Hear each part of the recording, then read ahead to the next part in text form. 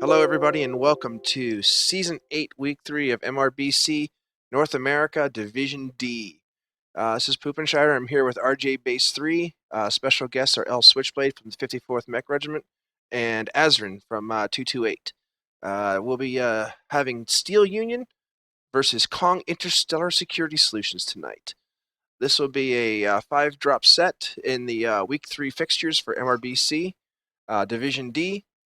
The two teams today are basically fairly relatively new teams themselves, but they've been around a little while in terms of players. You'll recognize quite a few names, but as a whole, the two teams themselves only about a season or two under their belts in terms of playing together. RJ, you there with me, buddy? Yes, sir. Let's get the cheat sheet up and let's tell the people what the rules for the season are going to be. All right. Well, if you've been watching any of the streams, you might be already be familiar with them. But just in case you're not, each match is done in 5 drops. Each drop has certain mech weight classes it can bring. Strikes are allowed in every single drop. Unlike last year, where strikes were only allowed in a couple of drops. Drop 1 will be on Frozen City. It's the domination game mode. 4 lights, 4 mediums. No streak SRMs at all, either IS or clan. Last season it was just clan. This year it's both. Drop 2. That'll be on Tourmaline Desert. That is 2 lights, 4 mediums, and 2 heavies, and the game mode is Conquest. Drop 3, Commander Assassination. 180-ton assault mech. That is the commander mech. Both teams can win a big rep bonus if they kill that mech or keep their commander, their 80-ton mech, alive. You also have 3 mediums and 4 assaults on that drop. Again, the game mode is Conquest. Drop 4. That is in Caustic Valley. That's the 2-2-2-2 version that you got familiar with in MWOWC. 2 lights, 2 mediums, 2 heavies, 2 assaults. Again, that's on Caustic, and the game mode is Conquest. Drop 5. This is the heavy drop. We've got 2 lights, 2 mediums, and 4. I'm sorry, I take that back. That's 2 lights, 2 heavies, and 4 assaults. Game mode is Conquest. Strikes are allowed, and that's on Canyon Network, a map we should all be familiar with. All right, and the reason we have 2 additional individuals here is we have them here for our map strats. So everyone knows before we start the drop, we talk a little bit about the map, a little bit about Team 1, Team 2, what we expect them to do, how we expect them to play, and kind of the strategies that we expect them to do.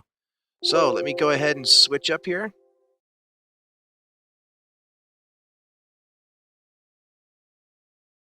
Okay, gentlemen, the map is up. We're live. Azrin, L Switchblade. Who's covering Team 1 again? So that would be me, Azrin, and I'm covering Team 1, which for this match is Steel Union. They look like a pretty strong team here. I know that them and Kong both have been vying for the top 3 spots pretty heavily. This first drop is Frozen City Domination, and I can definitely tell you that most teams are going to be brawly on this map just because of the domination and the very, very light deck. There is some room here because it's so cool for maybe a 1 or 2 Overwatch mechs, like Hunchbacks with large pulse or potentially PPCs. But for the most part, you're going to see a pretty brawl-centric deck on both sides. Now for Team 1, basically it's going to be all about the control of obviously the green circle. Making sure that you don't stay out of that for too long, but it doesn't provide a lot of cover. So what you're going to see is a lot of maybe poking and peeking at first in the city here, before finally coming down to do a brawl in the inside. Now there is some cover with the down dropship right here in Fox 6, but for the most part, it's going to be a lot out in the open, and you're going to have lots of fast mechs that are going to devolve into a brawl pretty quickly. So, Switchblade, what do you think for Team 2? Yeah, Team 2 is Kong. Kong in weeks 1 and 2 spent a lot of time with laser vomit mechs. So I anticipate them to likely spawn Alpha and Bravo and move and set up here in Golf 6, Keypad 7 and Keypad 8 of Golf 6. There's a nice little lip there that'll cover your legs. As you know, in the domination round 1, legs is the primary target. So what I anticipate is them to set up a pretty decent line there in Golf 6 with Overwatch, probably 3 or 4 mechs. In week 1, they doubled up on Stormcrows. In week 2, they doubled up on Jenner 2Cs. So I would anticipate seeing 2 Stormcrows with laser builds set here in Golf 6, shooting down into the brawl while the brawlers take it out. In those mechs specifically, keep an eye out on Spectre, 202, and Greg Womaniac. Both of them have been phenomenal light pilots this season for Kong. Sounds good. As far as the mech picks, I would probably want to double up on either Stormcrows, Novas, or even Cheetahs. I actually think Cheetahs are a very powerful option here because of their small profile compared to all the light mechs with the recent mech resizing. So the Cheetahs are one of the better light mechs in the game. I don't know how you guys do it down here in Division D, as far as what mechs are doubling up on, and if it's laser or SRM vomit. But definitely for this drop, you're right. Focusing on legs with pinpoint alphas with lasers is a very winning strategy. Yeah. So as far as the light mech selections go, Steel Union, out of the 20 potential light mechs they could drop over weeks 1 and 2, 10 of those selections were Arctic Cheetah. So definitely expect them to bring double Arctic Cheetahs. As far as Congo's light mech selection, they've heavily favored the Jenner 2C and the Spider across their drops. It's in the medium class for Steel Union, mostly Hunchback 2Cs. Of the 23 medium selections you can make, they made a total of, looks like 10 Hunchback 2C selections across week 1 and 2. Yeah, those Hunchy 2Cs are really powerful. I mean, you've got so many good things that you can do with those, long range ERPPC spam, but then also, if you need to dice it up in a brawl, you can definitely put more stuff in there, like small pulses or medium lasers. Yeah, absolutely. And then Kong in the medium class, as I said, they doubled up on Stormcrows in drop 1 previously. However, they do show to favor the Hunchback 2C and the Blackjack as well. So go ahead. I'm sorry. Stormcrows do suffer a lot from those big giant leg torso or leg components. So when you go to focus on legs, Stormcrows actually tend not to be favored just because it's so easy to leg them. So I'll be interested to see how they protect their Stormcrows because they can output a lot of firepower if they are left alone.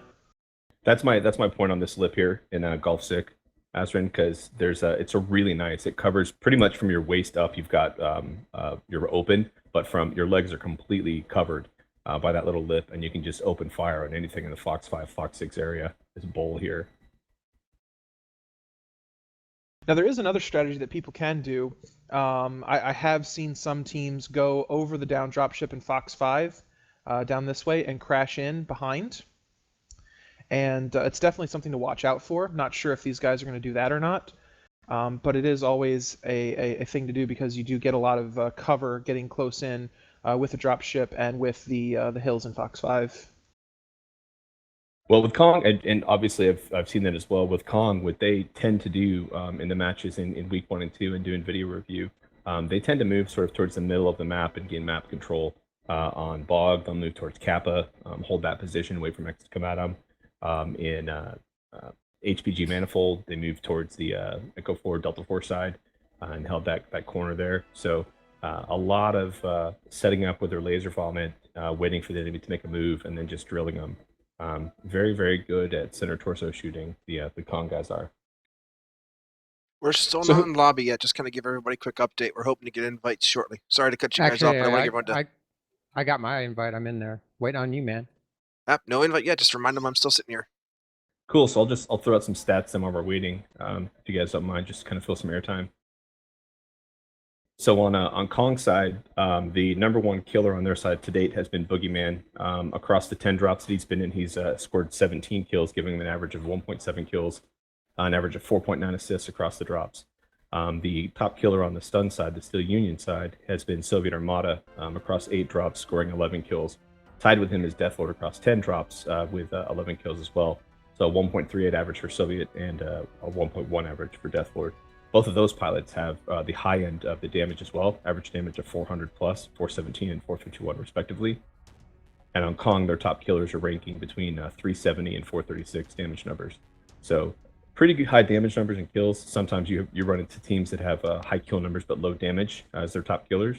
These guys are obviously the ones doing a lot of heavy lifting for their teams, so keep your eyes on them tonight.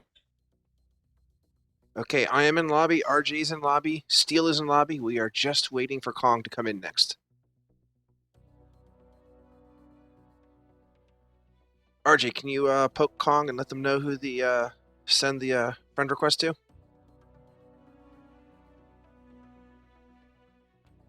RJ, you there? RJ does not have his Okay, speaker on. you guys continue. I'll get the friend request out to these guys. All right. So, do you think that they're going to try and sit back and take poke shots first before they go into a brawl? With Kong, what we noticed in playing them and again in the video reviews is that they have a couple of guys that get into the brawl, but then they have a part of their unit that kind of stands back and does the shooting. So they'll put a couple of mechs in the brawl to get people to turn and twist while their laser vomits are focusing on torsos and back shots. Who do you think is favored to win between this for this drop deck?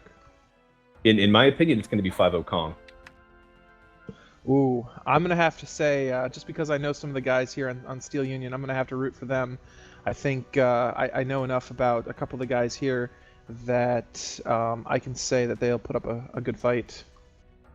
And again, just going on empirical evidence, right? Kong beat Steel in the World Championship. I couldn't actually find the video of that game, so I don't know if it was a forfeit or what, but the win-loss does show in Kong's favor, excuse me. And then when it comes to the teams that both beat in the World Championship, Steel Union beat 1FWG, Marine Mechs, Aces Wild, and The Watch, losing to Ice and Intex and KCOM. And then Kong winning against Mercs of Vega, SIG, 1FWG, Marine Mechs, and losing Arc the Sun, Intex, Higby, and Seth. So some of the teams in that loss ratio, I think, lend themselves to your point, Astrid. But based upon just sort of the performance we've seen in week 1 and week 2, I still feel Kong is a heavily favored to win this.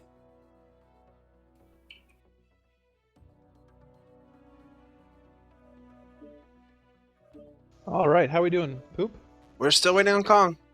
All right. I know they're sending friend invites out. They're trying to get them in the lobby as a group, so that's what we're kind of, you know how that is. Get your team in a group and then try to get a whole group invite out. Of note, if you get a chance to get into cockpits, get into Boogeyman's cockpit. He has an uncanny battlefield sense, and you'll often see him turning and shifting in a way to respond to the fight. It's actually quite impressive to watch. He does the recordings for the Kong unit, and so watching video from his perspective has been pretty interesting over the course of the day. The comm style is different too for both teams. Go ahead, Poop, sorry. Nope, we're still waiting for the invites here. They're definitely having difficulty. They're trying to do friend requests, and it doesn't seem to be going through at the moment. Oh, they got the invite? He's still shuffling players. It is Kong, after all. I popped into their mumble earlier when they're supposed to be doing their practice, and it was like a party was going on in there. They're actually really a lot of fun to drop with. That was the point I was going to make, Bass, about their comms. When you listen Bass, to man. Bass. Say my name, man. Bass. I'm playing. All right, number 3. With the Steel Union comms, you'll hear Fingo Red. It's actually very directive. A lot of control of the battlefield, moving his pieces around. With Commander Harbeck and the Kong side, it's a little bit more loose. There's not a lot of actual directive given. The comms are somewhat quiet actually when they get into the fight. Whereas on the Steel Union side, again, it's very, very directive. Yeah, having those direct comms like that can really do wonders for a team that is maybe not mechanically all there, because you have somebody who has a good sense of the battlefield and can direct people to where they need to go without them thinking too much about it. If that guy goes down, however, it definitely has a noticeable impact until he can kind of reorient himself with whatever mech he's riding in. And I noticed that a lot of teams will break down and go radio silent if their drop commander goes down early. Okay, So guys, it's here's a definitely hint fear. for you. We got Kong has come in. Sorry to cut you off, Azrin. Right now, it looks like Steel is going for an Alpha and Bravo lances and have locked. Kong is going for Alpha and Charlie on Team 2. What do you think, guys? They're splitting. Alpha and Charlie are the closest to the domination center, so it's possible that they're just kind of rushing to the brawl. But Alpha and Bravo for Team 1? It's a good question. Do they have their light mechs in Alpha or their medium? We mechs? won't know till we drop. That's Oh, the beauty of gotcha. this. All we can see is we've got mechs. We don't know which ones they are at this point, so we don't know who's where. Well, I would say that they put their light mechs in Alpha just so they can all arrive at roughly the same time. if you look at Team 1 on the map, Alpha Lance and Charlie Lance, they're about the same distance away from the center. I mean, I think Team 2 has a little bit of an advantage by having 2 Lances that are a bit closer. Oh yeah, definitely.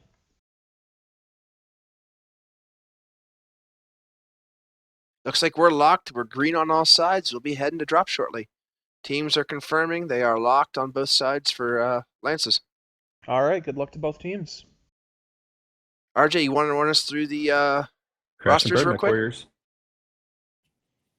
Oh, yep. On let's see, Team 1 is Steel, got Verite, Her Keffer, Deathlord, Hydrothermia, Fango Red, Raven Knight 86. Is that Deceit? And Deceit. Vlad Deceit. And Vlad Grendel.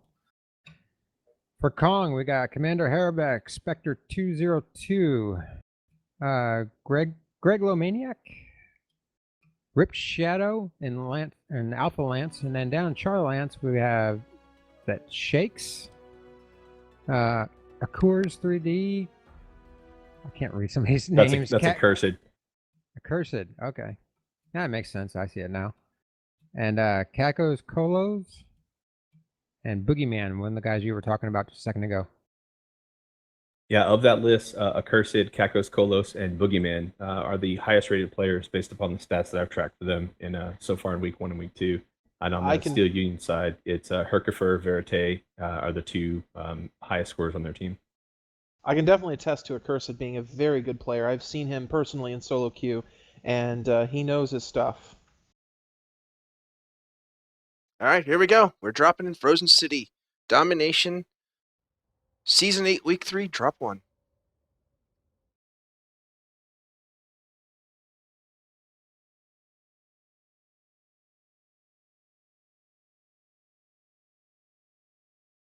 Okay, Raven Knight 86 is in a Stormcrow Prime. Deceit is in a Nova B. Hydrothermia is a Jenner 2C Alpha. Deathlord is an Arctic Cheetah Prime. Verite, Firestarter A. Herr Keffer, Arctic Cheetah Prime. Fango Red, Hunchback 4SP. And Vlad Grendel is in a Phoenix Hawk 1K. Let's go over to the other side. Let's see what we got. We've got Rip Shadow in a Jenner 2C. Commander Harabek in an Arctic Cheetah. Kakos Kalos in a Blackjack 1X. Boogeyman in a Stormcrow. We got Greglo Maniac in a Spider 5K. Spectre 202 in a Wolfhound 1A. A Shocks in a Stormcrow Prime. And a Cursed in a Hunchback 2C Alpha. So which one is Alright. Kong's duplicate? Looks at Stormcrow Primes. Yep, All Stormcrow right. Primes. So it looks like we both called it. Alright, that's enough looking into the future, guys. And we got a hold. Looks like we've got a disconnect. Alright, RJ, you want to take us through the builds on some of the mechs? I'll start going in, drop it, and to see what we got going as well. Yep, I'll start. Oh, we looking got at a Kong Party here. Crow to start. Raven Knight 86 is in a Party Crow, all small pulses. Airstrike. Kakos Kolos is in a medium lasers, medium pulse on his Blackjack 1X. Boogeyman for Kong is in a Stormcrow Prime with 10 clan small Artillery pulse strike lasers. online. The other Prime, Shakes, again 12 clan small pulse lasers. Pretty warm Airstrike builds. online. Gregla Maniac in the Spider 5K has done something different. Instead of the ER large for machine guns, he's doing a large pulse for machine guns. A little bit better on the heat efficiency, but a little bit shorter on the range. Kakos for Kong in the Blackjack 1X, a build we should all be familiar with. 6 medium lasers, 2 medium pulse. Online.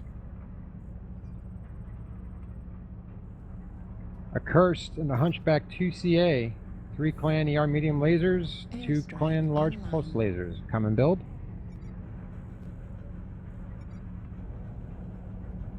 I'll swing over to the other lance. Strike online. Artillery strike online. Okay, looks like we have a disconnect that can't reconnect at this point. Alright, so the fastest way to do this is for one team to just go get in the center. And Accursed is playing with his Zoom right now. Go figure. I'm showing the stream still on the map strat. Yeah, there it's a delay.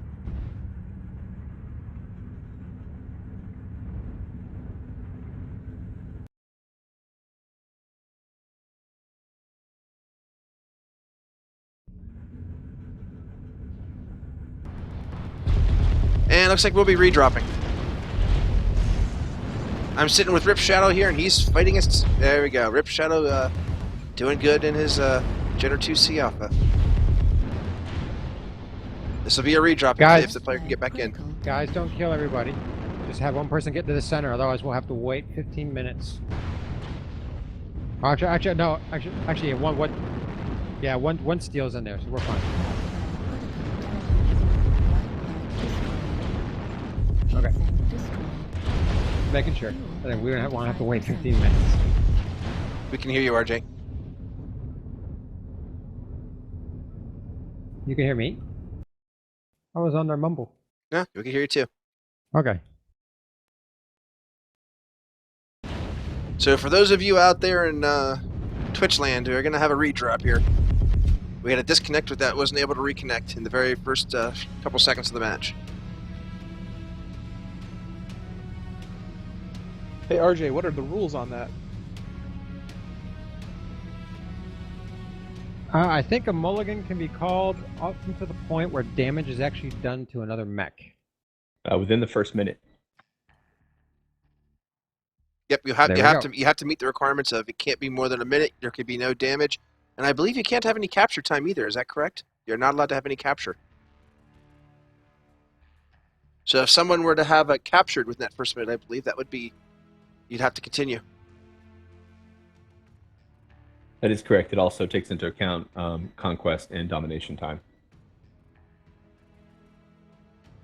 So here we are getting back in the lobby. Gentlemen, you kind of heard the mechs. You kind of heard what was going on. Did it reinforce anything that you're thinking the teams are going to do? I mean, I want to do an "I told you so" dance right now, but I'll contain myself. Yeah, pretty much spot on as far as what we were guessing. So we'll see how it plays out. It's always interesting in these redrop scenarios because teams try to do their best to look away, right, and be honorable about it, but you can't help but get some information. And so it'll be interesting to see how the teams respond to that if some of the initial strategies shift or migrate based upon the mech selections that they see. So not knowing what they were going to do going into it, seeing what happens now, it's always good to follow up with those captains and say, hey, what shifted or did you change after that redrop?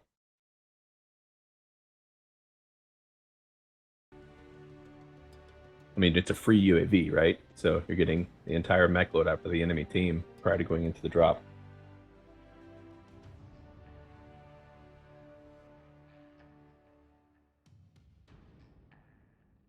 Okay, we're still waiting for the steel player to get back in, but Kong has not changed mechs, it appears, and they actually have not changed lances. They're going to stay where they're at.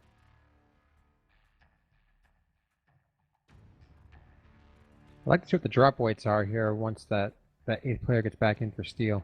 I'll be curious too. Team 2, which is Kong, is running at 335 tons. Now, like I say, that's the same tonnage they were at before.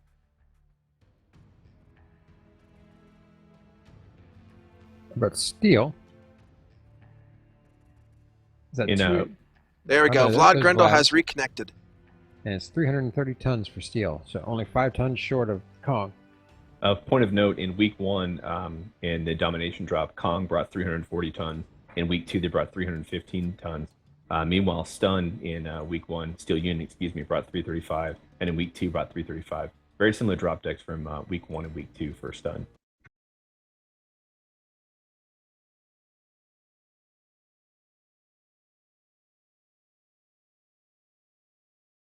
Just waiting on Fango Red to ready up here, and we'll try this drop again.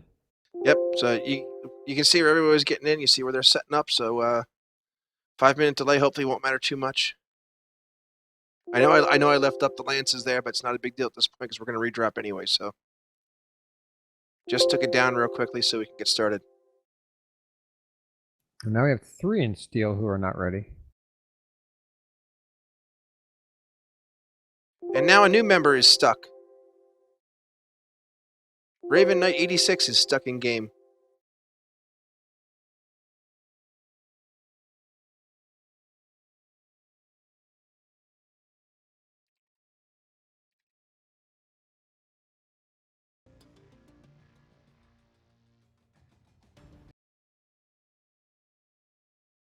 Alrighty, guys, we're holding here still. We can't even go green yet because a new player has gotten stuck.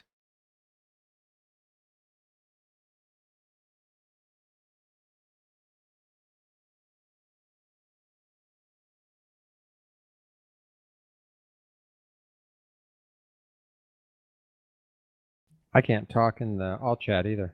Press the talk all button. You have to press that first. It's a nice little bug. You can't just automatically type in it. Spectators can't automatically talk. And Raven Knight just disconnected. That's 2 disconnects before we can even get started. Okay, guys, let me bring up the Mac tactic again. Let you guys kind of go back over and reiterate what you guys were talking about now that you know the mechs. All right, map tactics back up, everybody. Alrighty, so yeah, we saw that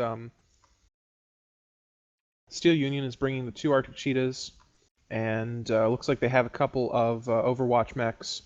You mentioned a Hunchy with 2 LPLs in there, so you're definitely probably going to see their brawlers down here in the Echo 5, Echo 6 area, while their Overwatch mechs are going to stay here in this E6 line, trying to take cover and take pot shots at anybody.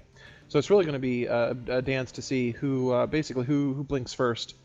So I think Team 2, Switchblade, will definitely stick with his assessment of what they plan on doing.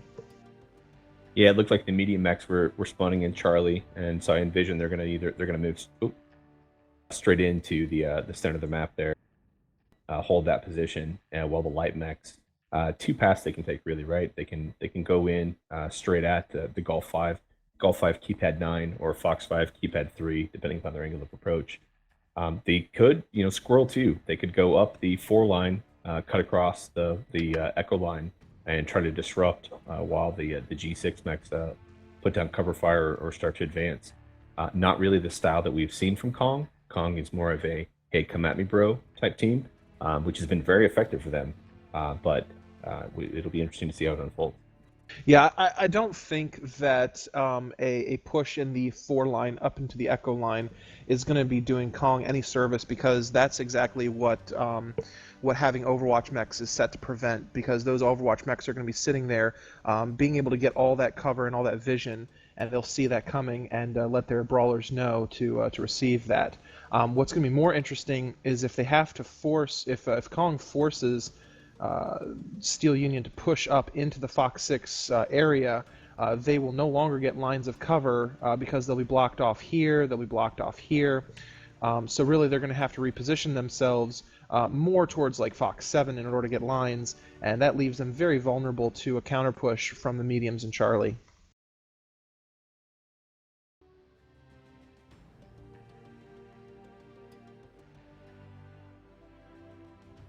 And he's still not back. They just said he was reconnecting and he couldn't reconnect.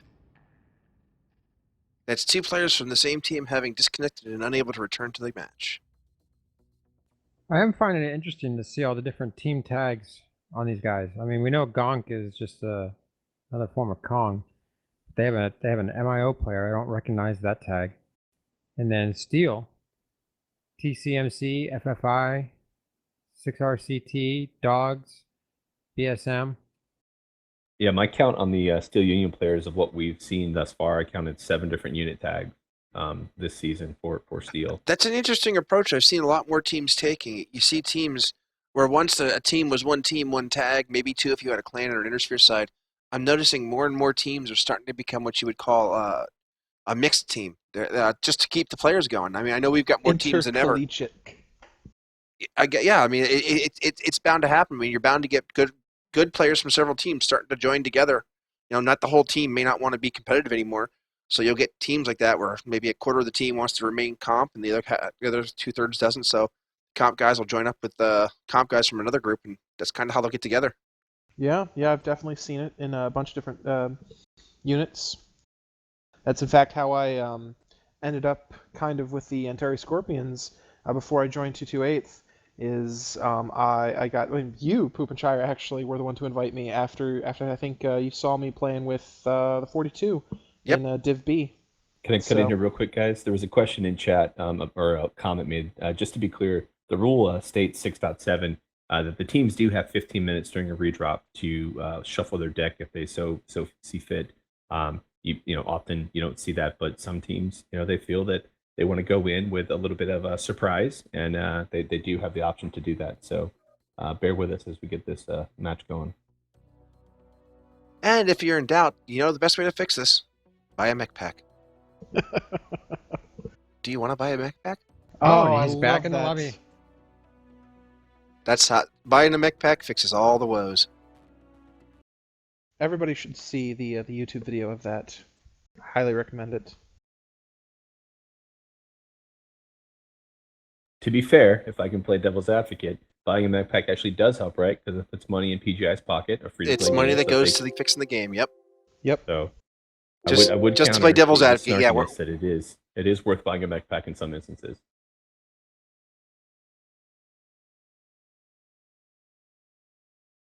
Also, if you actually do the math, the $20 pre-release for any mech pack actually ends up being financially advantageous for the Most buyer. definitely. And with So all the even if you're not into add-ons the you mech, get, premium time, definitely. the premium time, And the we're dropping. C-bills, and the modules. Yep. Okay, RJ, you want to scan through, see if you can find something? I know they had to substitute out a player, so they did do a player substitution so that they didn't waste any more time. We'll take a look. It's on the steel side. Just wait for it to load up. Yours seems to load a lot faster than mine. Yeah, I'm on an SSD, and I'm actually closer to the server. I'm on an SSD. I'm on Google Fiber. No, you're not. Yes, I am. I said you're not. I said I am. Oh, no, RJ, that doesn't work that way. Did you try and link that YouTube video? Yeah, I did. Moobot smacked you down. Yeah, Okay, as soon as we get a chance, I'll get out and I'll link it.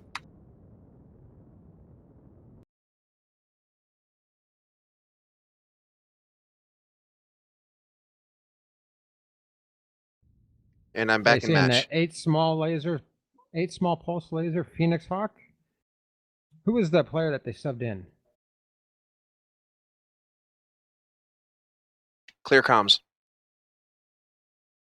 Okay, it looks like I'm over here with Steel, and they are heading towards the bridge, heading straight down in mass. They are going right to the middle.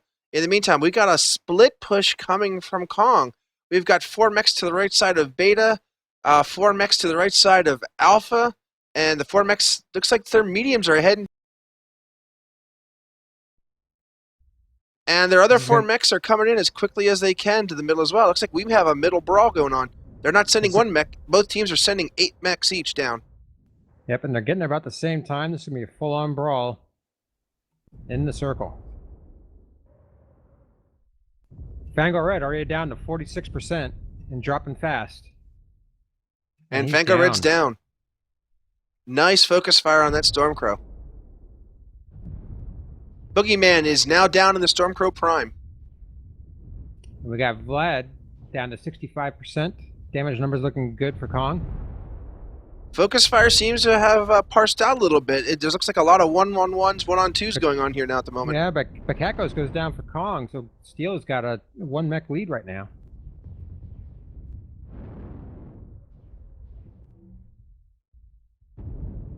Three down for Kong, 2 for Steel. Yep.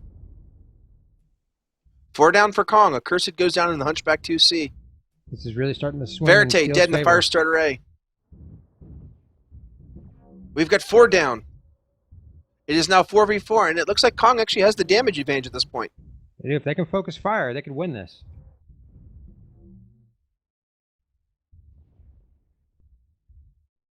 Vlad down to At this point, a lot of the 59%. mechs are going to be hot.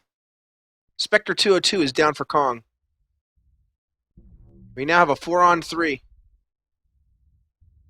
Gregolomaniac in the Spider 5K is down. And looks like Steel's focus fire is a little bit better. 3 versus 1. Yep, and it's Commander Harabek in the Raven 4X versus a Phoenix Hawk, an Arctic Cheetah, and an Arctic Cheetah. And that Raven's got ER large lasers. He's going to have a rough go at this. Online. And we're going to sit in the Phoenix Hawk cockpit here to see how this match ends.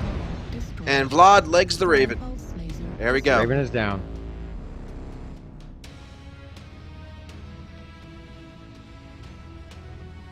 Very close match there. It actually looked pretty favorable for Kong. Those Yeah, so damage from numbers. From what you guys were saying over the chat, it goes back to my comment about the comms from earlier. When you have somebody who is very very directed and has good command over the rest of everybody else, and it's a very clean chat, what happens is if he gets taken down early, there's that momentary lapse where they lose that sense of direction until he can kind of get back into the match. And it sounds like you guys saw that, where he went down immediately, and then they kind of had a little bit of chaos, but then he was able to get back in, start drop calling again, and take back control of that match. Okay, RJ, you got a couple seconds. Take us through the highlights of the damage. Who's the big boys? Well, I got a screenshot this time, so I wouldn't lose it. All right, so as you saw from the end screen results there, Steel pulling off the victory with 3 mechs alive. Kong will get a bonus for killing 5 or more of their mechs. The big damage numbers, actually, it looks very even on Steel. Of course, Fango Red went down quick. He only got 74 damage. So he got focused pretty fast. High damage number for Steel was Deathlord in the Arctic Cheetah Prime with 290 damage, 3 kills, and 4 assists. Her Captor followed him up, 254 damage, 2 kills, and 5 assists. On the Kong side, looks like the MVP for Kong was Shax. I don't know how to say his name. 4 assists, 353 damage. No kills for him. But Rip Shadow came in with 301 damage, 2 kills, and 3 assists in that Jenner 2 CA. And damage numbers for Kong were actually much more even. Got a couple guys in the hundreds, but everybody else was in the 200s and 300s. Okay, at this point, we've got Steel Union up 1 drop to 0 over Kong Interstellar Security Solutions. Steel 350 rep points to 175 rep points for Kong. If you've seen any matches this season, you know that is absolutely not a big deal. Very easy to make up in a single drop. In fact, they could surpass them in the next drop if they so choose. Okay, RJ, that takes us out of this drop. We're getting ready for the next one. Next drop. What do we got for rules and drop, RJ? You were kicked from the server. All right, let me pull it up here. Somehow I lost my link. Oh, here we go. Okay, drop 2. This game is in Conquest, and it's on Tourmaline Desert. Very hot map, obviously. 2 lights, 4 mediums, and 2 heavies are the drop deck. Strikes are allowed. Streaks are allowed. And that's about it right there. All right, gentlemen, map tactic is up. Azrin, you want to lead us with Team 1? Sure. So Team 1 definitely has an advantage on the poke and the range game. They definitely have, in the Delta 5 area, they can post up here, they can post up here, and they can post up here in Echo 6, and either play very aggressively, or they can fall back to the C5, C6, D7 area and kind of do a concave if they want to play a ranged game.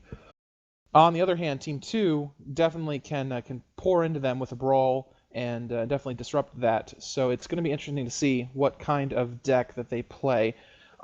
Team 1 has the disadvantage when it comes to the brawl. They would have to play very conservatively and use the terrain around the D5, D6, Echo 6 area to their advantage. That looks like a smiley face. And historically, from what we've seen in week 1 and week 2 with Kong, Kong has avoided the Gauss PPC meta. Again, they prefer to take the laser vomit. When they played this map, they played as Team 1 during their previous attempt on it. So, they did a D5 hold and did trades to Echo 4. So what I anticipate Kong doing in this is doing an alpha to alpha push. They're going to put their faster mechs in alpha at Lance. and push into Epsilon. And then their heavier mechs are likely going to move up to Echo 4 and put down the cover fire, or move over to Fox 5 and put down that fire. I expect to see a lot of laser vomit. Okay, from let me ruin this for you guys already. Kong is in Alpha and Bravo Lance, and I've got Bravo and Charlie for Steel. Team 1 is Bravo Charlie. Team 2 is Alpha and Bravo. Both sides again, are green. resisting the I told you so drop. And we're launching, guys. Bravo and Charlie are going to be very interesting. They're probably going to try again, like a ranged poke deck from there. Just real quick, I want to say that if they bring the Gauss PPCs, it's going to run a lot cooler than the Laser Vomit, and if they can prolong that engagement, they can definitely take advantage of the heat difference between the two teams. RJ, you want to run us through the mechs and the builds if you can, quick? I'll certainly try. Not quite as fast as you, but I'm getting used to it. Wait for the teams to pull up. You can just hit the team display and it'll pop up before they even drop. Yeah, I'm pressing it. Nothing's happening. All right, in the meantime, There we Steel, go. Clear Comms and a Griffin 2M, Heracapher and a Timberwolf S, Verite, Arctic Cheetah Bravo, Hydrothermia, a Jenner 2C, Raven Knight and a Stormcrow D, Deathlord, Shadowhawk 2D2, Fango Red, Timberwolf C, and Blood Brendel and a Hunchback 2C. Over to you for Kong. Okay, Commander Harabeck and a Timberwolf C with 1 Gauss rifle, 2 ER PPCs.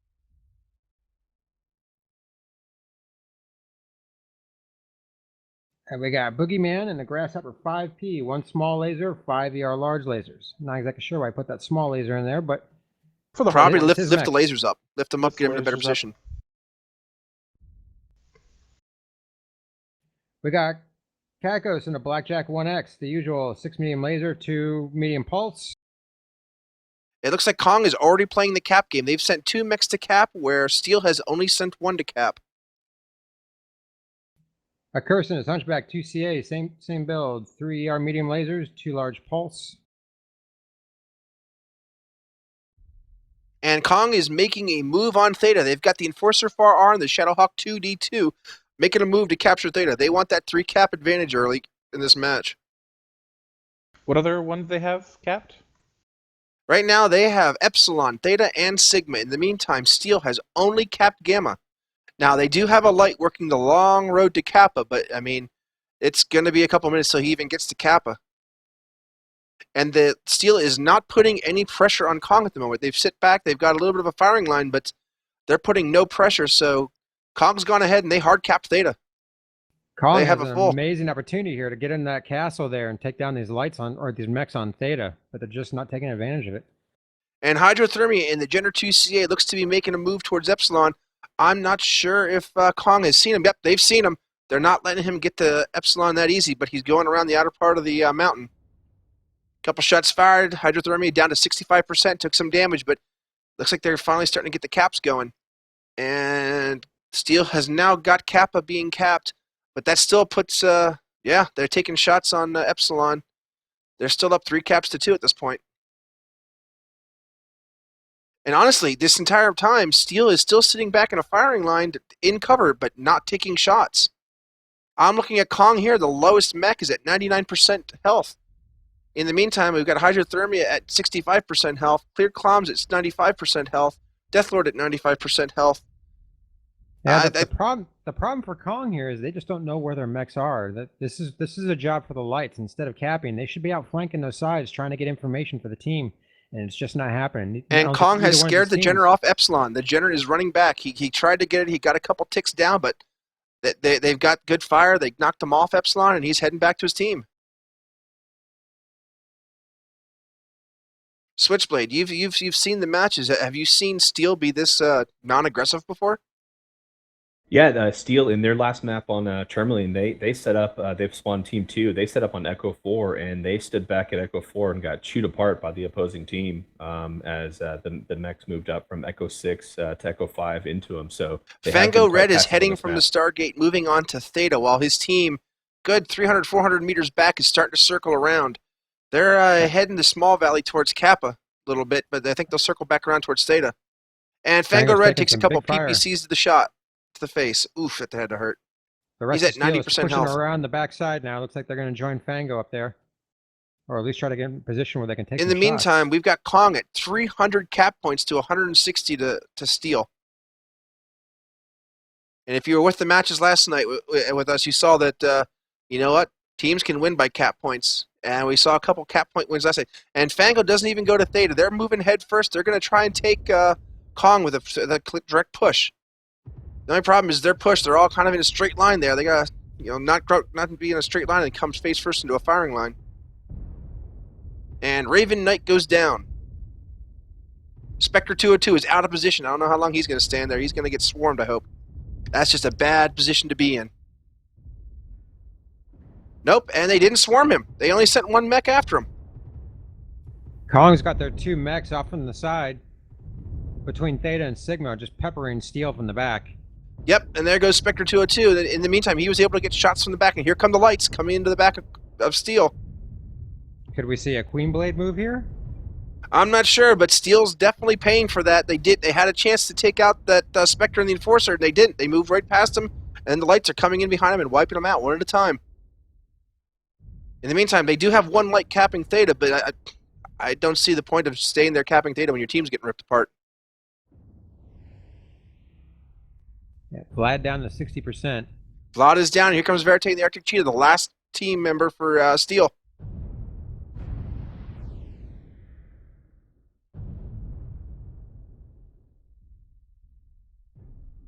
And he's down. He goes.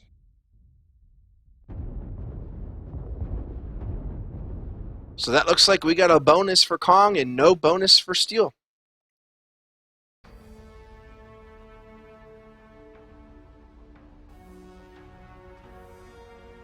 All right, RJ, let's get it to the damage, and you can talk us through it. I'll update the points. All right. Well, as we saw, a very decisive win for Kong there. Only 2 mechs dead. Very nice spread on the numbers. The Spider and the Enforcer coming in with the low damage numbers, and the Jenner. Those are some of their smallest mechs in the match there. Shakes, Shax, and the Shadowhawk 2D2. 393 damage, 2 kills, 5 assists. Commander Harabic, 329 damage, 3 kills, 3 assists. And then a Curse bringing up that, or one of the last kills with 344 damage, 1 kill, 7 assists. Down in Steel,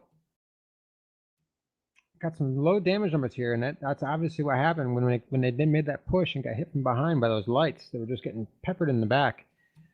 Vlad was the big scorer there with 342 damage, but only 1 assist. Only 2 kills for them. 1 going to hydrothermia, and I didn't get the screenshot and lost it. But yeah, it was a very decisive win from Kong there. And that not surprising with Commander Harabic. He's been one of the in the Commander mech has been a top scorer in the past. So seeing him score numbers in those bigger mechs is not unsurprising. All right, gents, we are now 1 match to 1 match. Or sorry, 1 drop to 1 drop in this match. Steel Union, 400 rep points, and Kong Interstellar, 525 rep points.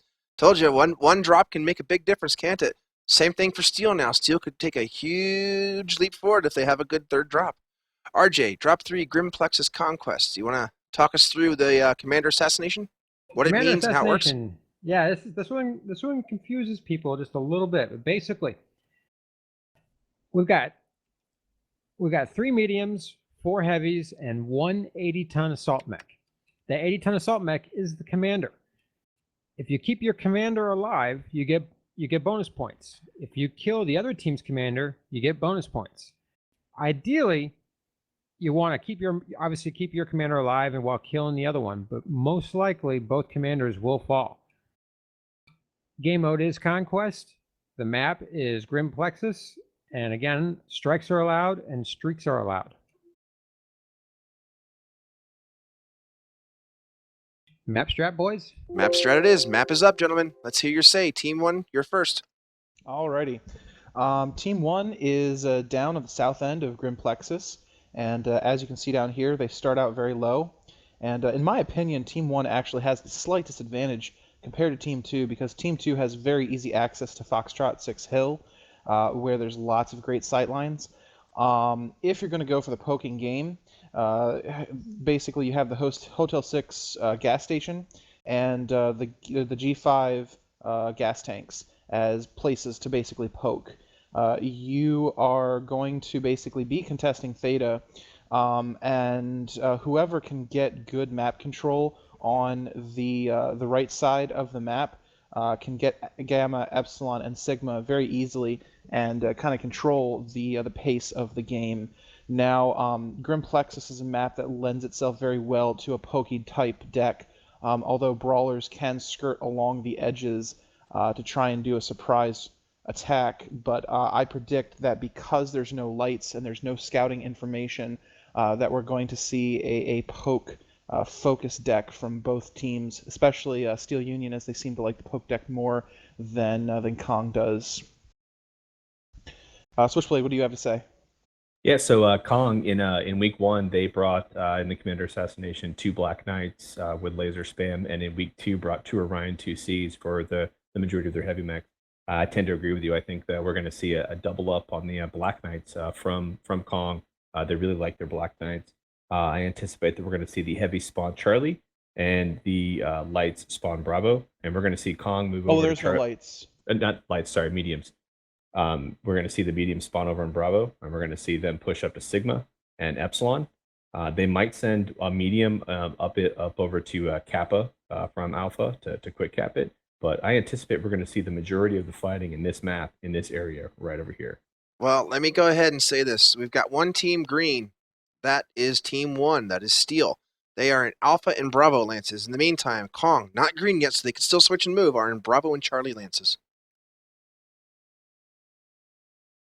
Yeah, the problem with fighting around the Epsilon area is that if you bring a pokey deck, you do not have great sight lines and have lots of cover for brawlers to get in and in your face.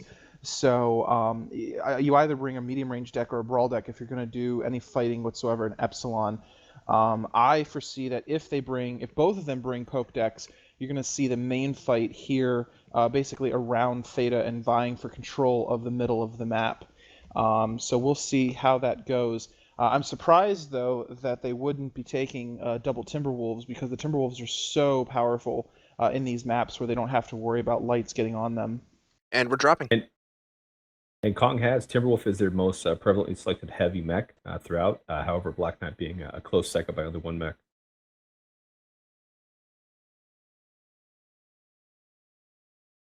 Okay, for Steel, we've got Deceit in a Warhammer 6D, Herr Keffer in a Timberwolf S, Deathlord, Shadowhawk 2D2, Stephen Grendel, Phoenix Hawk 2, Fango Red, Timberwolf C, Vlad Grendel, Henchback 2C, Clear Comms, Black Knight 6, and the Commander mech is Raven Knight 86 in a Gargoyle D.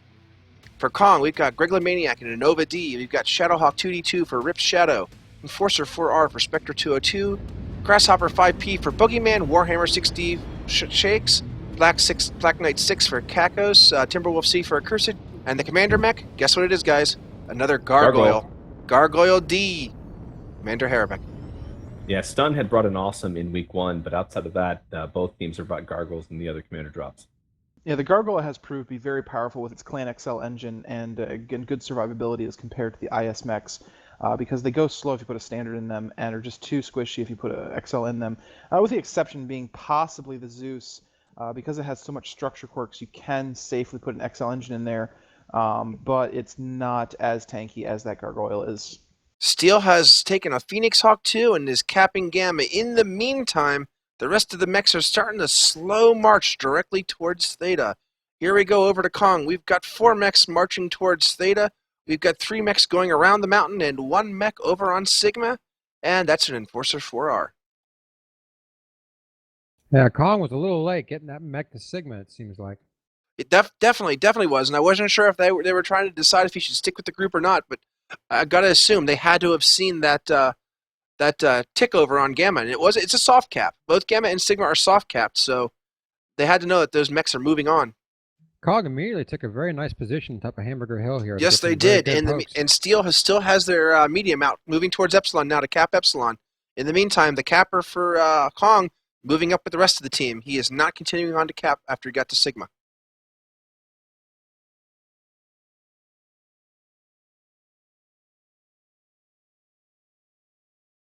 neither team is setting up in a firing line at this point. They're actually staying in bunches and still moving.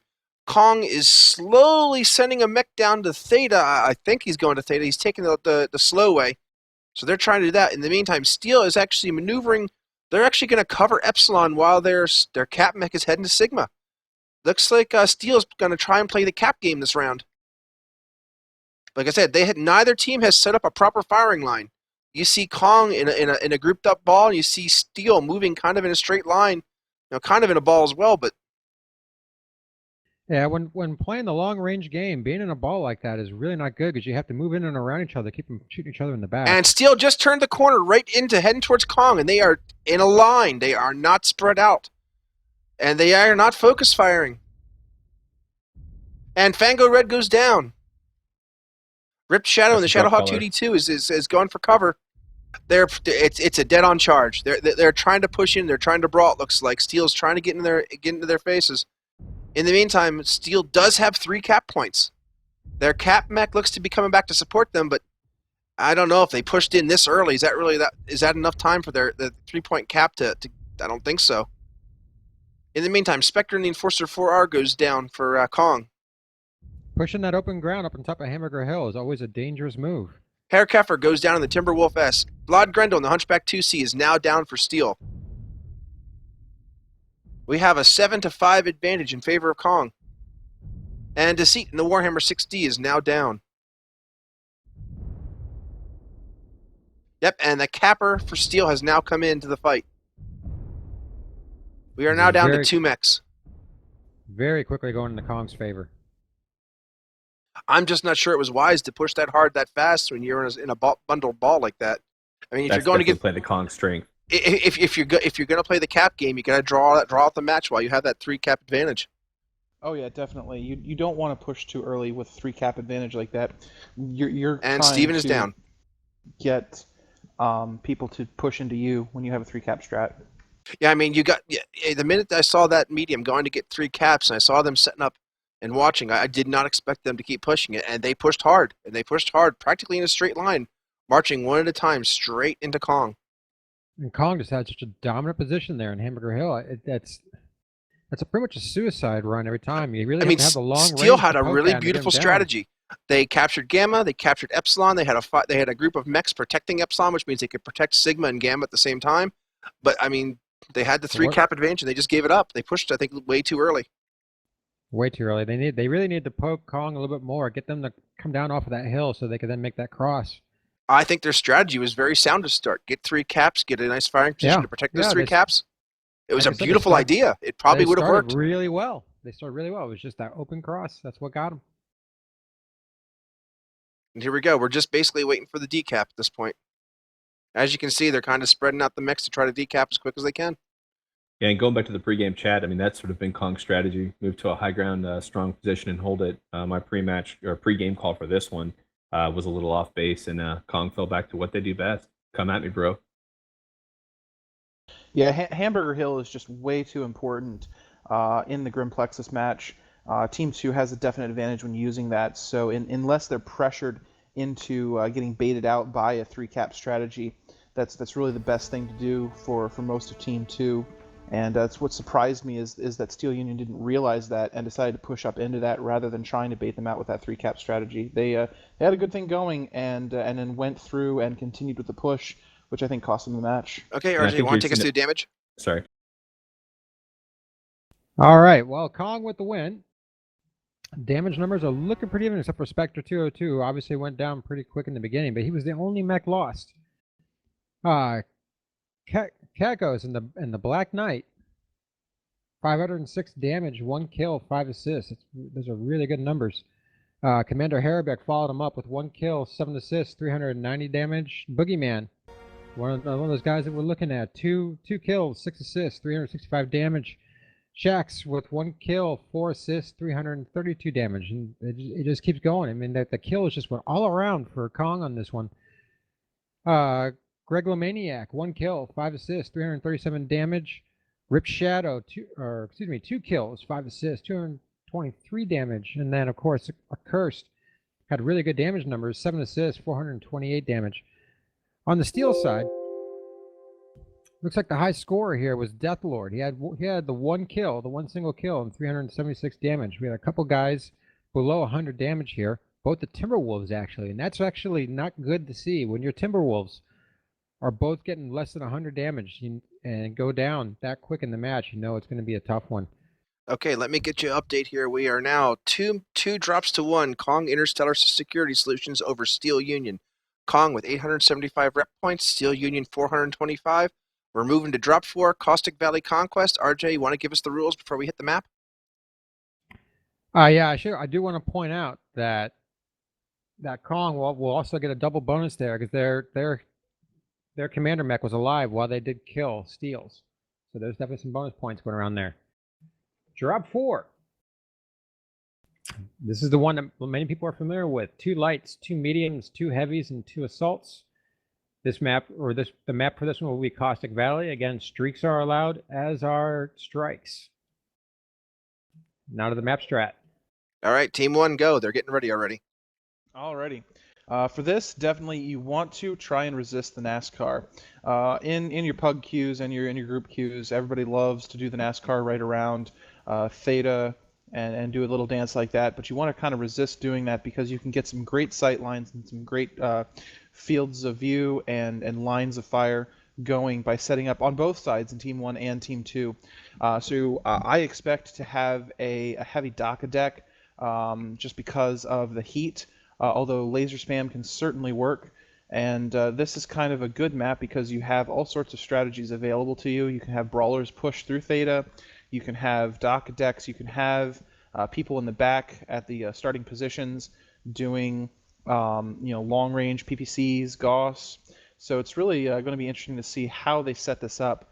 My guess, though, is that the best shot for them winning is basically to have a firing line here in the Echo 4, Delta 4 area with either some DACA mechs or some PPC Gauss spam while having lights and mediums just picking apart at either side, looking for weak spots, and punishing anybody who goes into Theta.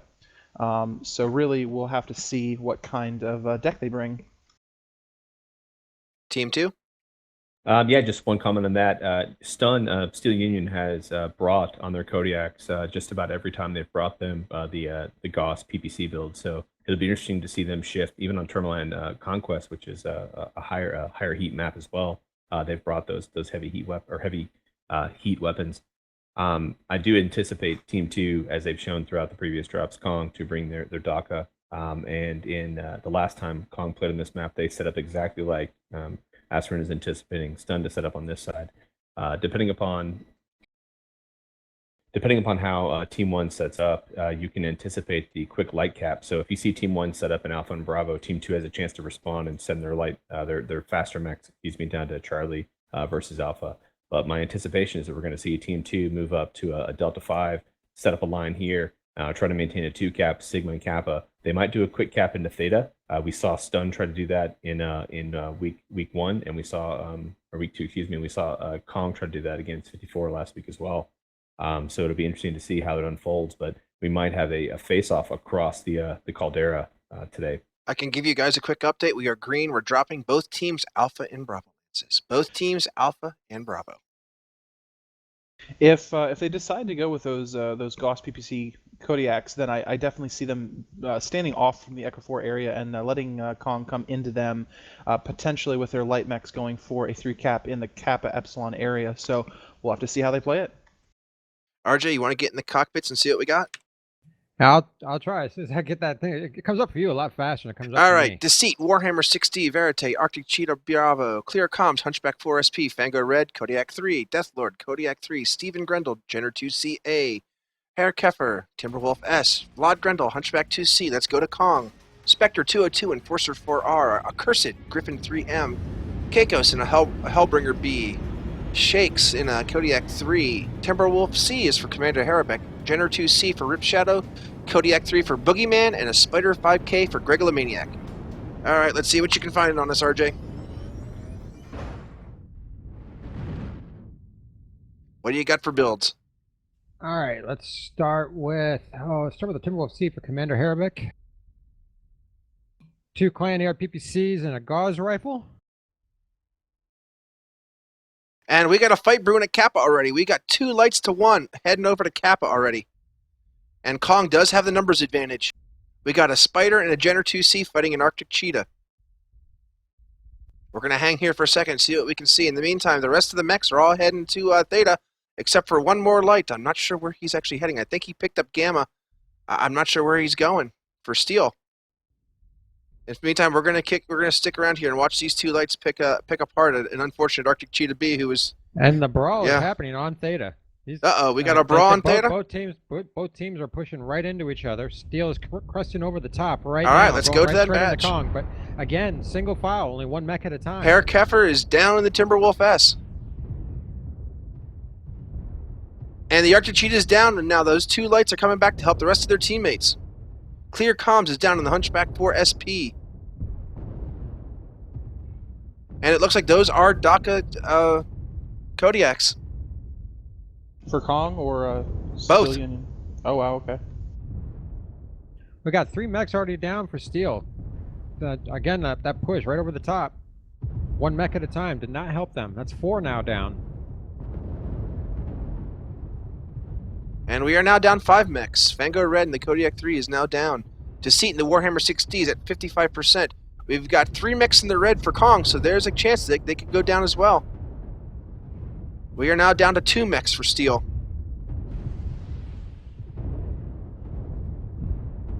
One mech left for Steel. It's Vlad Grendel in the Hunchback 2C. So many of those Kong mechs are just trashed. I mean, it'd be... The pilot played smart. You could at least take a couple of them down. That's it. They're down. Yep. Kong, 8 mechs to none. Now they're just going to go around and cap. Kong has shown a propensity for great armor sharing in weeks 1 and 2. Oh yeah, I'm looking at these numbers right now. Commander Harabeck down to 33%. Boogeyman down to 59%. Shax down to 46%. And we got Spectre at 50%. A couple guys in the 60s and just a couple guys in the 80s. Now is this a case of armor sharing, or is this a case of just poor focus fire on the? Well, on the part of RJ, Steel take us through Union? the damage. Tell us what the damage looks like. See if there's some stellar shots. Let's start with Steel here, and we've got 3 of them that are below 100 damage. Verte and that Arctic Cheetah B, Stephen Grendel and also in that Jenner 2C, and Herr Keffer and that Timberwolf S, all below 100 damage. The big damage numbers came from Deathlord and the Kodiak 3. 626 damage, but of course no assists and no kills because all of Kong is alive. And you look at the Kong spread, the lowest damaging mech was the Jenner 2C from Rip Shadow, 175, but he still got a kill and 3 assists out of that, obviously being very efficient with that damage. 530 damage, 3 kills, 3 assists for Shax. 544 damage, 1 kill, 5 assists for Boogeyman. And the rest of the numbers in the 200s and 300s. I mean, it's just obviously a very good damage spread from these guys. One last to mention, a Curse 3D, 364 damage, but 2 kills, 5 assists, also being very efficient with his damage and his shooting. Okay, that that puts focus fire is pretty high. Yep, and that brings us to Kong Interstellar 3 drops to 1 over Steel Union. Kong Interstellar 1,225 rep points. Steel Union 425 rep points. And don't worry, Steel Union can still come back and get quite a few rep points on this next drop. Speaking of which, is drop 5 Canyon Network Conquest. RJ, you want to talk us through this one? Can I butt in just real quick and talk about Shax? Shax Yeah, sure. has only scored 2 kills in weeks 1 and 2. One of the highest damage, number 4 damage on the team, but have only secured 2 kills. So seeing him get these kills tonight is definitely a shift in his direction. That's very impressive. Very impressive numbers there. Well, Okay, drop RJ. 5 is what's coming up. I mean, this is the drop that a lot of people like. It's 4 assaults, 2 heavies, and 2 lights. The map is going to be Canyon Network, a map we should all be familiar with from the MWO tournament. Strikes are allowed, streaks are allowed. But the difference here, though, was like when we played Canyon Network for the tournament, it was 2-2-2-2. And you saw a lot of jumping mechs that could get up high real quick. On this one, 4 assaults. It's going to be curious to see which assaults they bring and how they work those. Okay, guys, they're getting ready already. There's one team almost greenlit. Team 1, what you got? So yeah, you definitely want to double up on your Kodiaks. Those are going to be the mechs of choice whenever you're bringing more than 1 assault. And I foresee as well that you can take Maulers or king crabs, or dire wolves as well. You basically just want to just bring the beefiest, biggest DACA and/or Gauss PPC spam that you can with all the heavy, because you don't have any mediums, and so you need to have lots of DPS to chew through all of the heavies and assaults on the enemy team. Yeah, you're right that there's not going to be a lot of jumping mechs here, so we're going to see lots of sight lines that try and get in and around the different hills. For Team 1, they start off Alpha Bravo Charlie. I'm almost going to guarantee you that with the assault mechs, they're going to probably go Bravo Charlie as their lances. Alpha is just too out there and alone. You don't have the medium mechs that can jump away into Echo 4 or up into the Delta 3 hill, so we're probably going to see them go the Bravo Charlie and then try and do a rotation in through Epsilon. Now, and I'll give you a hint. They are green boarded. They are in Bravo and Charlie. It's just kind of the thing that you have to do when you have 4 big fatties like that. So I foresee either a ranged poke deck with ERPPC Gauss or just lots of DACA. And those lights, the key to winning this game is going to be keeping those lights alive through the end of the game, either as capping or as assassinations in the back because of those slow, heavy assault mechs. Okay, Team 2, what's your opinion? Just real quick on Team 1, they have brought Battlemaster in both Week 1 and 2 as one of their heavy or assault selections in drop 5. So be interesting to see that unfolds. And I'm right with Astron on this. We're going to see a fight over here in Delta 5. I'm anticipating the faster mechs to spawn in Bravo for Kong. Get up into the fight in Charlie 5 and see their assaults take this high ground here. You're probably going to see a lot of fire from this hill here. Maybe we'll see something from the junkyard over here, but that's not really Kong's style to split like that. We're going to see a pretty solid line across the Charlie 5, Keep Head 5, Keep Head 1 area. And it looks like Team 2 has taken Alpha, Bravo, and Charlie, so they may be trying to play the cap game. Yeah, see one light mech over here at Kappa. There's a pendulum swing going here. In drop 2, we saw Stone hold back, and then they overcompensated perhaps in drops 3 and 4 by moving very fast into the middle. And we might see a cap match from Kong this time, who hasn't really spent a lot of time on caps throughout the evening. Well, I would expect them to play conservative just because they're up on points and game matches, so they want to they don't want to go all out on this and be more conservative.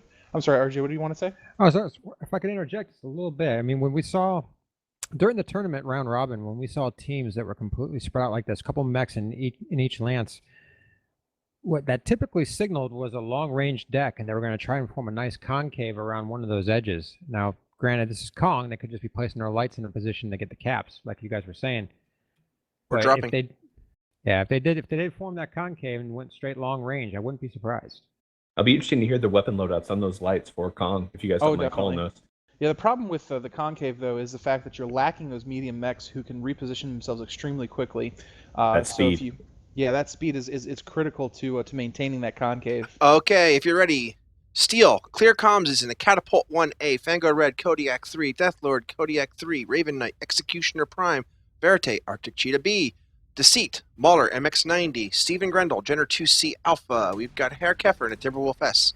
And for Kong, we've got Commander Harabek in a Timberwolf C, Greg Maniac, Spider 5K, Spectre 202 is in a Mauler MX90, Shakes is in a Kodiak 3, a Banshee 3M for Accursed, a Jenner 2C Alpha for Rip Shadow, a Hellbringer B for Kakos, and Boogeyman. Kind of appropriate, Kodiak 3. The lights for Kong, they got the Gen 2C with Clan small pulse lasers, and then the Spider with the large pulse and 4 machine guns. And I can say that Kong is already moving for the cap. 2 mechs on Kappa, 1 mech on Sigma, a couple more moving up the hill to get Overwatch on Theta. In the meantime, we've got 1 light for Steel that went to Gamma, is kind of heading up in the middle. The rest of them are in a nice, long, single-file procession towards Epsilon, and they are getting rained on. So that Steel, they must march in procession or something, because they seem to like long, straight lines. Are they British? Tell no me British accents that I've heard. Cat. Tell me the catapult is Black Cat. RJ, what do you see for the catapult? Oh, let me take a look. He's in the back of the pack, so he's still catching up. And he does have his missile bay doors open, so at least he's got the bays open. SRMs, SRM4s. And we're starting to get a little bit of a brawl here. So Steel went down into the valley. Not usually a wise choice, and that means they're coming up into firing lanes. Kong's got a nice spread with the long range. Of course, the 4 mechs. But they right are there at taking the cover. front. Kong is not staying out in the open. They are backing into cover, and they're backing down the hill. So Steel, while they're coming up in a poor position, they are pushing hard, and they're pushing hard to back Kong off. And Shakes in the Kodiak 3 is taking a lot of damage, down to 33%. Deathlord Kodiak 3 is down. In the meantime, Shakes in the Kodiak 3, so they traded Kodiak 3s. Spectre 202 in that Mauler MX-90, 5 AC5s, just pumping out the damage from the rear. And Stephen Grendel, the Jenner 2C, is down. So we've got Kong with a 7-6 mech advantage, and there goes Steel starting to go down. You see their mechs are taking heavy damage. Fango Red 30%, Raven Knight 53%, Verte 70, Clear Com 65%. We just lost Fango Red. In the meantime, there we go. We've got Kong going down. We've got a Cursed and the Banshee 3M down. Boogeyman, the Kodiak 3 down. Kakos and the Hellbringer down. We're down Damage to... numbers still in favor of Kong. And And Kong doesn't even have all their mechs in the match, so that Mauler MX-90 is down in the valley, not even firing. Commander Herbeck, the Timberwolf C, now is just finally getting into the fight.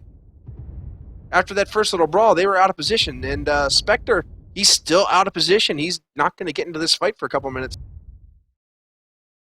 In the meantime, Verte, the Arctic Cheetah, 53%. Doesn't know where to go. Yeah, I mean, they definitely have the health advantage. There are 4 mechs, lowest one, 79% on Kong. In the meantime, we got 47%, 53%, 63% for Steel. The 3 guys for Steel are staying grouped up, though. And Kong has a 3-to-1 cap advantage at this point. Mauler MX-90's just got. He's about to lose his left arm. Other than that, and his that's a dummy arm. If you've ever piloted a Mauler, all your arms they're just dummies. They're just there to take damage. Yeah, it's all on the side torsos, and the side torsos are looking pretty healthy right now. If you can take the damage in your arms, you're tanking right. And there's the arm, falls off. And Verte in the Arctic Cheetah B, 52%. He's kind of trying to get behind the Mauler. In the meantime, Greg the Maniac and the Spider 5K is annoying the heck out of that Timberwolf. Clear Comms and the Splat Cat goes down. 1 left for Steel. Yep. It's the Arctic Cheetah, and he's face-hugging that Mauler. Not quite something I'd want to do, even in a light. Face-hugging a Daka mech is not the brightest of ideas. It's good for a Mauler because the Daka can't reach it if he's short enough. And he's down. So we have got... Yep, 4 mechs. Sorry, go ahead. No, I'm looking at this, man. 4 mechs to 8. I mean, yeah. Kong takes this one. Let's go over the damage, RJ. All right, well, the 4 mechs remaining, they got the top damage for Kong. Let's see here. Spectre 202 and that Mauler MX-90. I mean, he was just having a field day when he was still in the game in the beginning and at the end. 528 damage, 1 kill, 6 assists. Curse follows him up. He was in the Banshee 3M. He had 5 large pulse lasers in that thing. 437 damage, 1 kill, 6 assists. Commander Herbeck in the Timberwolf C. 378 damage, 1 kill, 5 assists. Oh, but we got Boogeyman down here. Good numbers from him. 519 damage, 1 kill, 6 assists. And then Rip Shadow in that Jenner 2CA. Again, very efficient. 260 damage, but 2 kills, 4 assists. So it just really shows that his targets... or his shooting was spot on. Of course, 3 kills for Steel. Those kills went to her Keffer. Oh, let me pull up the screenshot here. Yeah, that went to her Keffer and the Timberwolf S. He did 391 damage, 1 kill, 3 assists. Another kill went to Clear Comms, and that Catapult A1 with those SRM4s, 1 kill, 1 assist, 376 damage. And then Deceit in the Mauler MX-90 on the Steel side, 1 kill, 2 assists, 303 damage. But Deathlord, once again, sticking out a little bit here. No kills, but 4 assists and 618 damage for Steel. Steel was calling unable... it now. MVPs tonight for Steel is going to be Deathlord. For Kong is Shake, in my opinion. Yeah, Deathlord definitely did put up some numbers. All right, I'll give you the score where we're at now. We are 4 drops to 1. Kong Interstellar Security Solutions over Steel Union. Kong with 1,575 rep points, and they got the bonus on that last one for taking out all the assaults. Steel, 525 rep points. Did not get the bonus as for those 4 kills. Only 3 of them were the assaults. They killed a heavy, not an assault for that 4th one. So like I said, that's 1,575 to 525.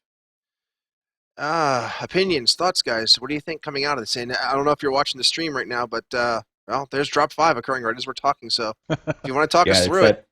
that Charlie 5 hill right there, that rock face. That's exactly where I thought Kong was going to congregate and put down that fire and wait for Steel to come at them. And sure enough, that's sort of precisely what's unfolding.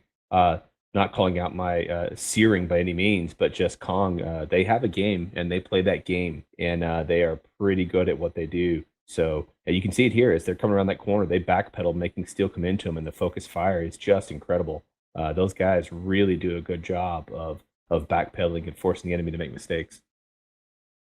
I do have to say that Steel Union's biggest weakness here was the conga lines that they were doing all throughout their different matches. Had they just taken a couple seconds to group up and do a line push where they're all pushing together and presenting multiple targets at the same time, they could have done a lot to combat that focus fire that was coming out of Kong and to potentially pick up some wins that would have evened out the game a lot more. I feel like they did that in drop 1, and then in drop 2, Yes. they got this like passive mode and just couldn't break it out of their heads. Had they done what they did in drop 1, that sort of aggressive push, line push, they certainly could have taken the Kong. I don't Definitely think Kong agree. is as good of brawlers as some other teams, and when you're playing to their strength, they're definitely going to eat your breakfast. All right, guys. Any closing comments for the match as a whole? Just thank you for letting me do a guest cast. I definitely enjoyed it. I hope you guys enjoyed it. We'll get you guys in the drops themselves here on the next couple. As we'll try to keep more guys. We'll try to keep people invited because honestly, it's much better to have people who know what they're talking about for the strats. Because I think you guys are hitting 5-0, both of you. You both hit their strats almost exactly each time. It's just they started off what you said. They didn't keep doing what you said they'd do, and I think that was a little bit of a difference here in terms of who won and who lost, who kept doing what they were started with, and who didn't. It's all Yeah, about I the mean, execution. honestly, I think tonight, Kong performed well as I had anticipated, but I think Steel they beat themselves. Had they come out and just continued what they did in drop 1, they could have flipped the tide tonight and sort of led to what Astrid was saying. They've got some really good players on Steel, and the pendulum just swung too far back the other direction. RJ, any last thoughts? Just seeing Steele do that conga line, I gotta come back to what the same thing on Grim doing that conga line down through open ground while Kong occupied Hamburger Hill. Same thing on Tourmaline, not Tourmaline, Caustic there when Steele pushed over the ridge from Theta into Kong. They led with just 2 mechs that got intermixed right in the middle of them, getting taken out. Steele defeated themselves on this one by doing that. I mean, it looked promising in drop 1, but after that, Kong just took over and just was able to pick off those steel mechs as they came at him one by one. Well, I want to thank everybody for watching. We're going to end this one a little quickly, but before we go out, I want to remind everybody tomorrow night, Reservoir Pugs versus Dropship 5. The Silken has pulled in at the very last minute a 13-man team made up of former comp players, and people willing to just stick it up with him and go out there and try to give it what it's worth after of what happened with Reservoir Pugs in the past. So the Silken Mad props to Silky. doing what he for that. can, getting good Yeah. players. Mr. Seriously. Petzold, Father Bill, I've seen on the roster. People that we know have all played this game before. I'd have to go back and look at the whole roster, but just those 2 names I know and recognize seeing them in casts and seeing them in matches. Both of those 2 have comp experience at different levels. This is some Seven Samurai stuff going on right here. Like, good on Silken. Yeah, Yeah. it really shows commitment on his part to stay in this league, his commitment to play and being a competitive side like this. I mean, it is very, very impressive what he's accomplished here. Well, Poop, thanks for having us. All right, you guys will be back hopefully as often as you can. I mean, hopefully PGI can fix the spectators so we can get all of you to spectate. I want to get more guys in here, and like I said, tomorrow night we'll have some more special guests. I'm working on some people here to come and join us, some more team captains, and of course you 2 are invited, Azrin and Switchblade, if you want. I got a feeling this Reservoir Pugs might be a pretty popular one. People have been asking for it. That's kind of why I put in for it this morning to make sure it was casted because everybody's requesting it because they want to see this team, pull it out the last minute to play Div A. So let's see what happens. If we finish up with BTD early enough, man, I'll pop over and see if you still need some help. But yeah, we've got an important match for us tomorrow. Well, in the meantime, then, if you can't make it, try to look for other teams who are streaming. We'll be here on the MRBC channel. We'll be the only match tomorrow night streaming on the channel. Otherwise, I'd be streaming as many as I can. But unfortunately, I only got 1 computer and I'm on a laptop I borrowed and traveling, so it's unlimited here, guys. Anyway, Of course, thanks for watching. Our own Thanks a lot, guys. Our own 228 Death from Above is playing a match tomorrow night as well. So. Hey, go guys, go for it. All right, thanks everybody. I hope you enjoyed the stream. We're gonna keep up with this format as much as possible, kind of like last year. Always having guests come in and try to talk you through what's going on, because Lord knows you don't want to hear what I have to say. Later, guys. Can we say Lord anymore? Is that word verboten yet? Oh No, not yet. Okay. Not until someone else says it for you.